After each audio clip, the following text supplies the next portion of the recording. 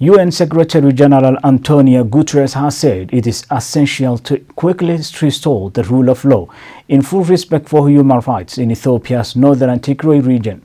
The Secretary General is very concerned about the current situation in the Tigray province in Ethiopia. He feels that it is essential to quickly restore the rule of law in full respect for human rights, promote social cohesion, an inclusive reconciliation, as well as to re-establish the delivery of public services and guaranteed unfettered humanitarian access. In a brief statement, he added that he was very concerned about the current situation in the region after 4 weeks of fighting between federal troops and the forces of the Tigray People's Liberation Front (TPLF). More than 40,000 people have fled across the border to Sudan, and many others may have been forced from their homes. Within Tigray itself, it is thought that there are many people in need of humanitarian aid, and Mr. Guterres asked for unfettered humanitarian access. Last week, the Ethiopian authorities said that they will open up a corridor for aid workers.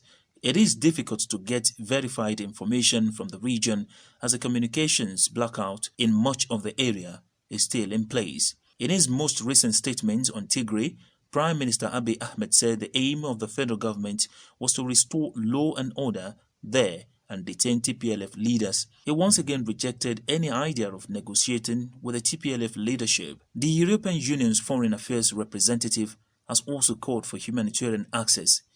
In this vein, the European Union is committed to support Ethiopia to protect, respect, and promote human rights, including through its political dialogue with the government, development cooperation, support to civil society, and capacity building.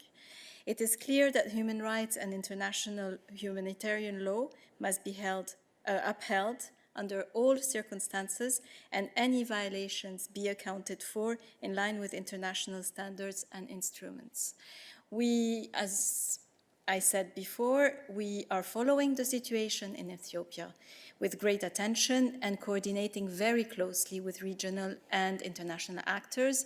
Our message is clear and focused on the cessation of hostilities and of the ethnic targeted violence, protection of civilians, in particular IDPs and refugees, return to dialogue with a strong support given to the AU initiative. We hope that all parties will listen to this sustained and concerted call. We have not only been vocal, but also active in our outreach at political and humanitarian level.